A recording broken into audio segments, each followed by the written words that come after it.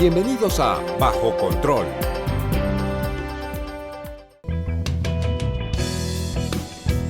En Hablando Claro. Hoy tenemos una invitada muy especial, una persona que ha dedicado su vida a la docencia, a la lucha contra la corrupción y a que el imperio de la transparencia, esa cultura de la transparencia sea cotidiana, las 24 horas en Colombia. Estamos hablando de la doctora Elizabeth Ungar, politóloga de la Universidad de los Andes. Doctora Elizabeth, bienvenida. Para mí es un honor poder estar en este programa. Para mí es un honor poder colaborar con una institución que está en cabeza de la doctora Sandra Morelli, persona a quien admiro mucho, porque también ha demostrado que su compromiso con la lucha contra la corrupción es incólume, es absolutamente total. Muchas gracias por esta invitación. Doctora Elizabeth, precisamente el lema institucional de la Contraloría General de la República es: deja de ser invisible, comienza a ser transparente. Para usted, que dirige Transparencia por Colombia, ¿eso qué sentimiento le produce? La función de cualquier entidad pública, de cualquier servidor público, es ser transparente, porque están, como su nombre lo indica, al servicio de lo público y no al servicio de intereses particulares. En la medida en que lo público nos pertenece a todos, los servidores públicos y las instituciones públicas tienen la obligación, no es una escogencia, de ser transparentes y de rendir cuentas sobre todos sus actos. En un momento dado, particularmente en los 80s, hacia los 90s, se alcanzó a decir en Colombia, ustedes, amables televidentes, lo recuerdan, que el narcotráfico había permeado casi todas las estructuras del Estado colombiano. ¿Qué tanto ha permeado la corrupción, no solamente al Estado, sino a la sociedad? Mucho, Juan Guillermo, pero yo no deslindaría los dos fenómenos. Mucha de la corrupción que vivimos hoy en día está vinculada al narcotráfico y actividades colaterales relacionadas con el narcotráfico, como el lavado de dinero, como son los actores armados ilegales, como es la captura del Estado por parte de estos sectores. Desafortunadamente, países como Colombia, donde el narcotráfico sigue siendo una actividad perversa presente, la corrupción adquiere unas connotaciones muy particulares, quizás con unas implicaciones mayores que en otros países, pero también mucho más difícil de combatir por ese maridaje perverso entre corrupción, narcotráfico, corrupción, ilegalidad, captura del Estado, financiación por actores ilegales de la política, etcétera, etcétera. Muy valientemente usted, en un momento dado de la lucha que libra contra la corrupción y por la transparencia en toda la vida de los colombianos, particularmente los que manejan lo público, usted llegó a decir que era indispensable, casi que urgente, decretar una emergencia moral y ética en el país. ¿Aún piensa igual? Pues mire, yo creo que se han hecho avances muy importantes en los últimos 2, 3 años en lucha contra la corrupción. Son pasos pequeños, pero pasos muy importantes que el país entero tiene que valorar. Tanto en los entes de control, como es el caso de la Contraloría, la Fiscalía, la Procuraduría y órganos judiciales, pero también desde el propio Ejecutivo, y es importante reconocerlo. Por primera vez en la historia del país, el tema de la corrupción y de la transparencia ocupan un lugar muy importante en el Plan Nacional de Desarrollo, pero estamos en la primera etapa. Si no comenzamos a ver resultados concretos de este nuevo marco normativo vigente y de estas denuncias, quizás vamos a seguir en esta emergencia ética y moral que tiene el país. El tema de la corrupción es muy grave. El tema de la falta de transparencia es muy grave y aquí todos los estamentos de la sociedad, el sector público por supuesto, pero también el sector privado y empresarial y la ciudadanía tenemos arte y parte, somos corresponsables como gestores de la corrupción, pero también como parte de la solución. Ese tema sí que es importante, porque siempre se ha creído que el corrupto es el funcionario público. Sí, y yo creo que hay que Pues revalorar. algunos, De para no acuerdo, generalizar. De acuerdo. Yo creo que hay que revalorar el servicio público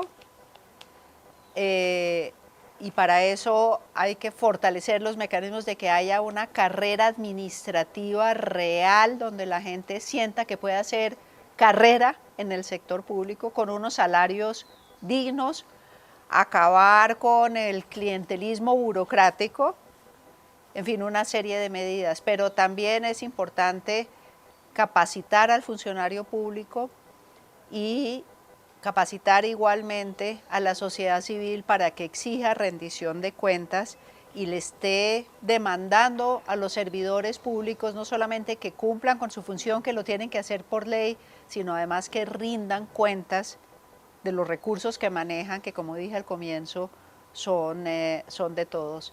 Pero hay que revalorar al servidor público. Sí.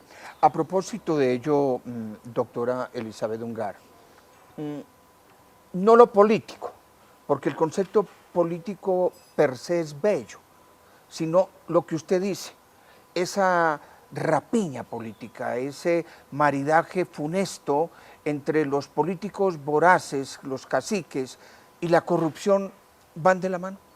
Por supuesto, es uno de los principales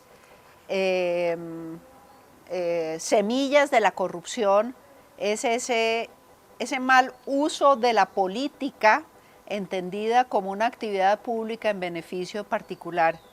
Y en ese momento se generan y se multiplican los riesgos de corrupción en lo público. Pero es importante que los ciudadanos entiendan que la corrupción nos afecta a todos. La corrupción no afecta a unas clases sí y a otros no, a unos sectores sí y a otros no, nos afecta a todos. Cuando se roban la plata de la salud, usted, yo, el ciudadano del común de la calle, y lo que es peor, los ciudadanos de menores ingresos son los que más se ven afectados por la corrupción en el sector salud, porque no tienen otra posibilidad sino acudir a un hospital público, Claro. no tienen otra posibilidad sino de acudir a la salud, a los subsidios de salud, pero si se roban la plata de la salud, todos nos afectan. Imposible estar con ustedes sin preguntarle ese tema, un poco más en concreto, la corrupción y la falta de transparencia en algunas manifestaciones éticas y morales en el tema de manejo de salud y de manejo de, por ejemplo, de la cosa pública, la nueva manifestación de corrupción en la minería ilegal. Pero si me lo permite usted y los televidentes, eso será después de estos mensajes institucionales.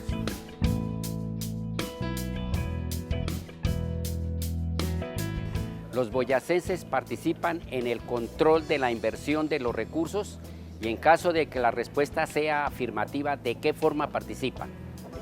Claro que sí, la Gerencia Departamental de Boyacá ha adelantado diferentes gestiones para abrir espacios de participación a la comunidad boyacense.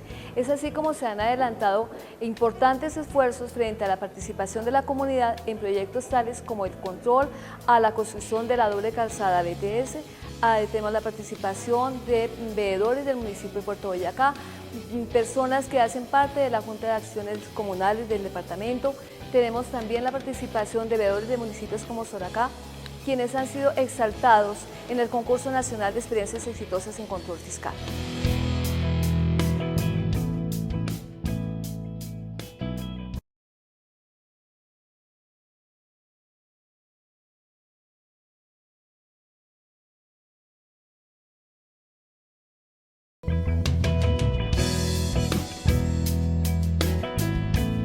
Doctora Elizabeth, desde Transparencia por Colombia, ¿usted qué gravedad al día a día de los colombianos le ve a la corrupción en la salud? Bueno, yo creo que es lo más grave que le puede pasar a una sociedad. Cuando un ciudadano no puede hacer valer su derecho a la salud y por ende en muchos casos a la vida, la sociedad como tal podemos decir que es una sociedad muy enferma. Cuando unos servidores públicos, pero también unos empresarios privados de la salud, tienen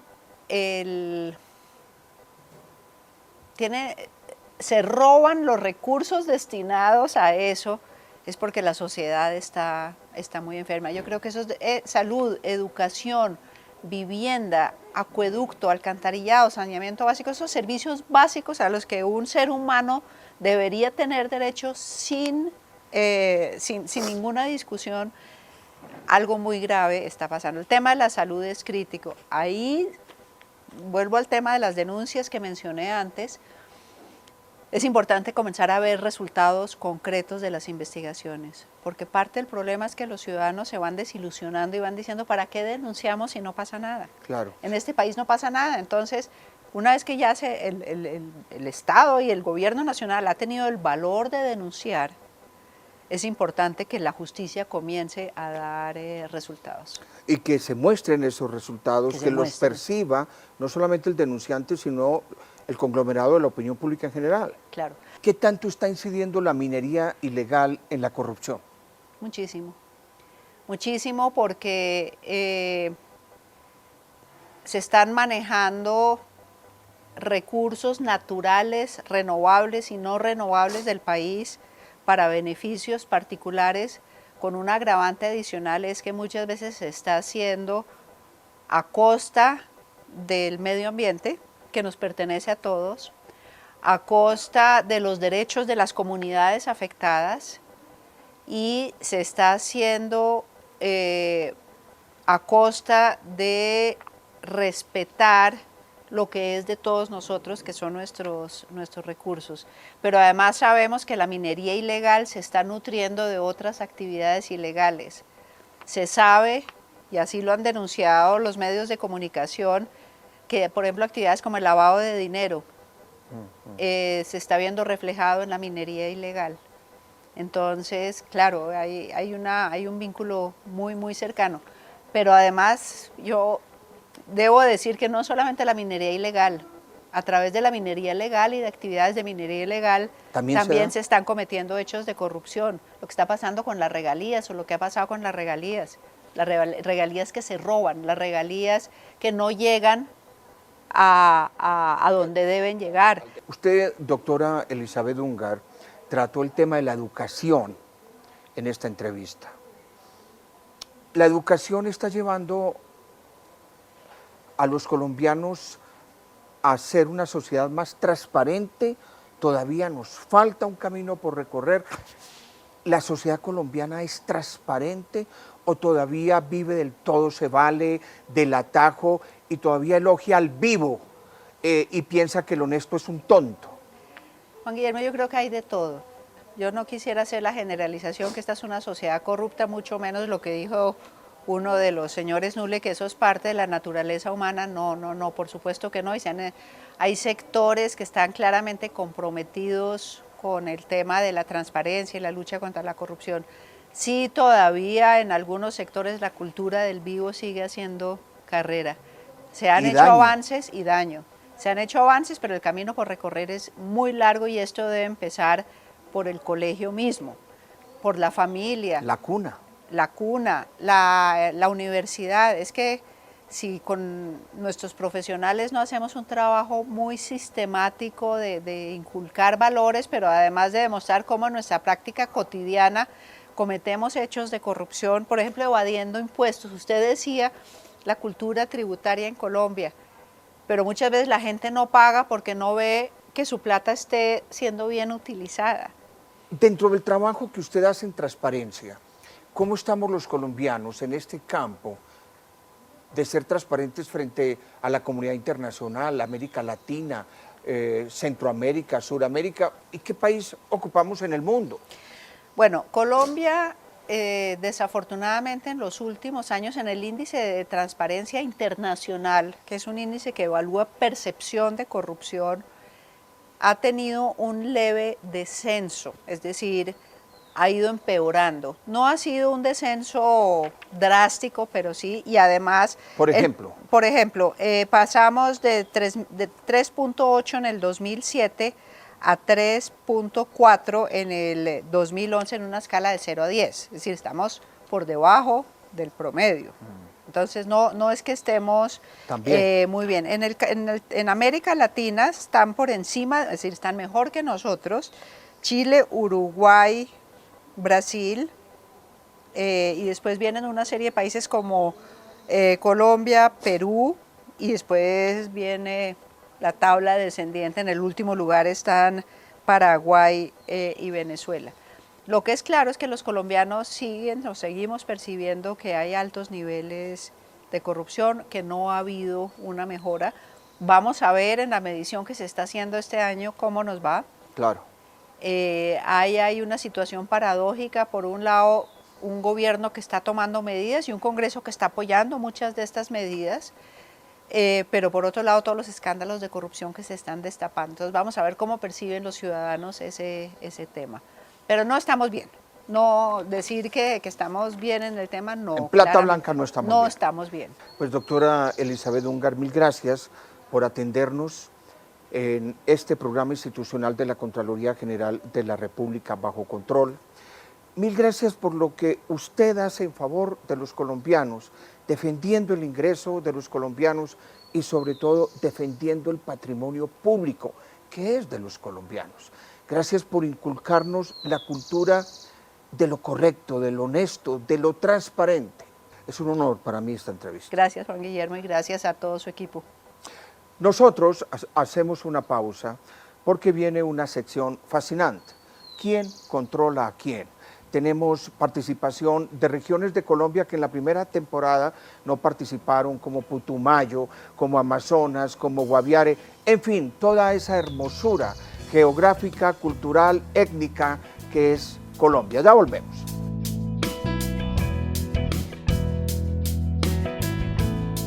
¿Se tiene algún control sobre la inversión de las regalías en Boyacá? Y como ciudadano, ¿cómo puedo participar? Claro que sí, esa es otra labor de la Contraloría General de la República a nivel departamental. Aquí se han adelantado diferentes cursos para formar ciudadanos en el seguimiento a las regalías del departamento.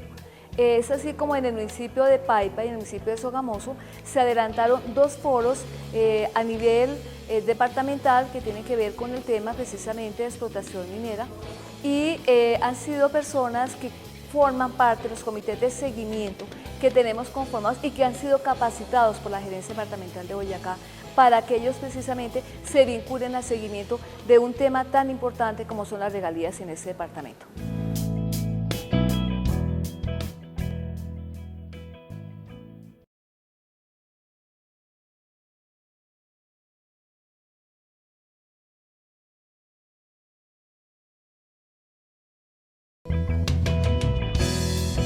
¿En quién controla a quién?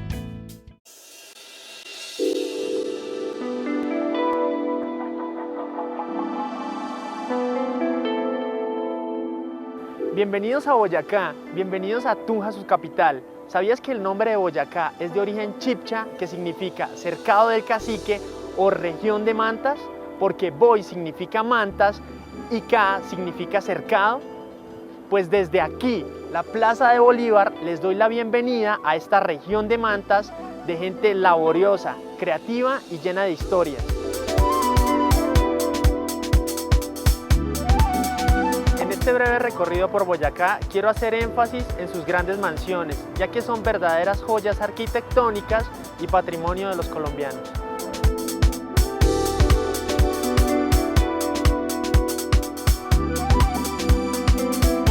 A un costado de la Catedral Principal de Tunja, en la que antiguamente llamábamos la Plaza Suárez Rendón, en honor al dueño de esta casa, encontramos una de las construcciones más representativas de Tunja, debido a que es la única en su estilo que existe en Hispanoamérica.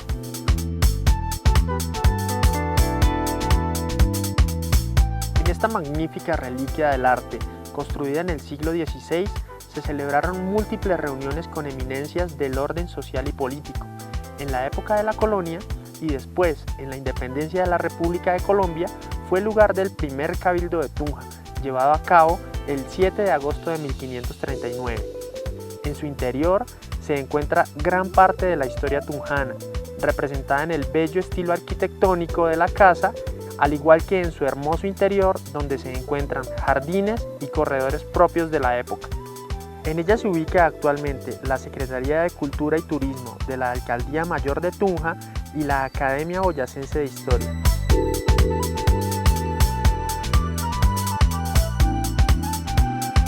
Ahora llegamos a la Casa Cultural Gustavo Rojas Pinilla, una empresa sin ánimo de lucro del municipio.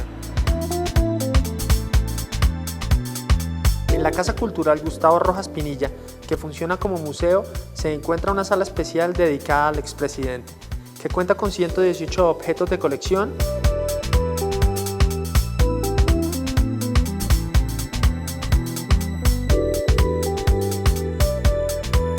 y otra sala donde se hace honor a los presidentes boyacenses con 13 pinturas.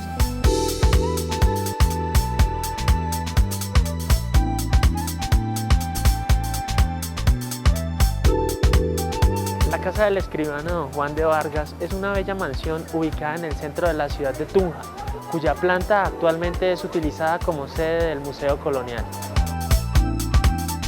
Esta casa, construida a finales del siglo XVI, tiene una arquitectura exquisita, una combinación de mudéjar enfocado principalmente en una crujida claustrada en 2 galerías de 2 plantas, frente a un jardín de corte andaluz. La primera planta tiene vestigios de corte gótico isabelino, además de bolas abulenses en sus capiteles, cruces y conchas que contrastan con la arquitectura tunjana y otras características que recuerdan el imperio visigodo.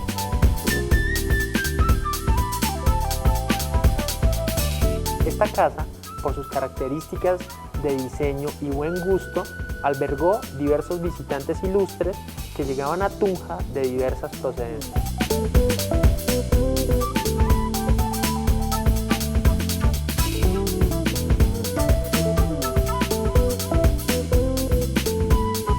He escogido este magnífico escenario para 2 cosas. En primer lugar, ¿cómo no hablarles de uno de los monumentos históricos más importantes para los colombianos, el Puente de Boyacá?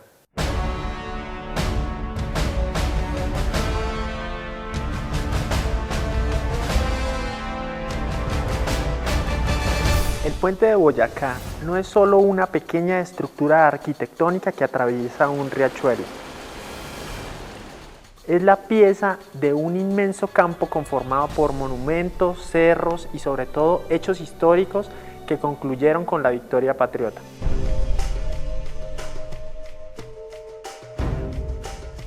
Para entender lo que representa este lugar, es necesario remontarse al 7 de agosto de 1819. El ejército de los realistas, liderado por el español José María Barreiro, y el ejército patriota, comandado por el general Simón Bolívar, dieron inicio a la histórica batalla de Boyacá, hecho que desencadenó la independencia de la Nueva Granada.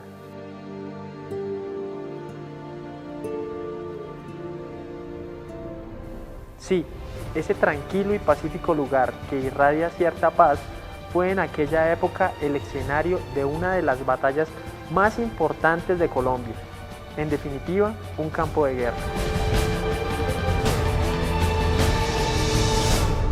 Lo otro por lo que escogí esta magnífica casa es para participar en ¿Quién controla a quién?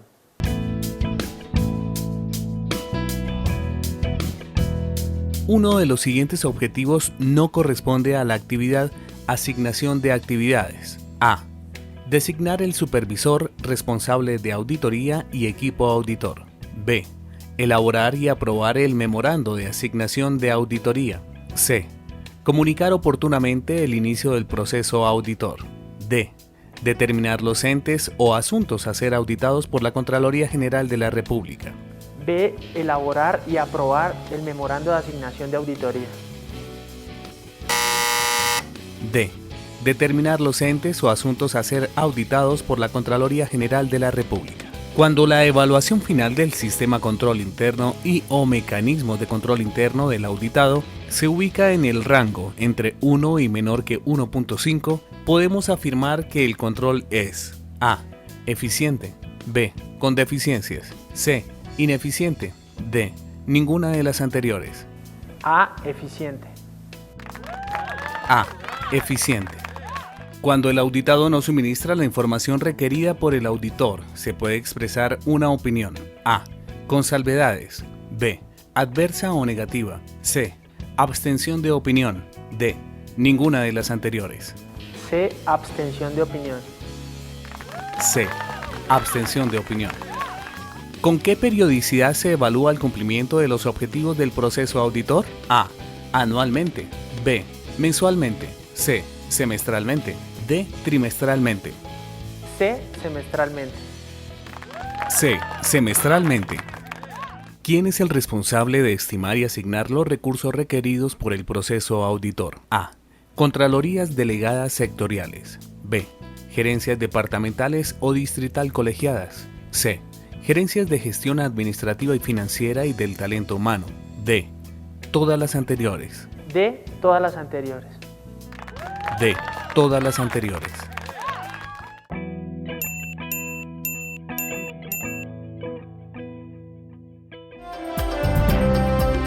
La próxima semana seguiremos Bajo Control.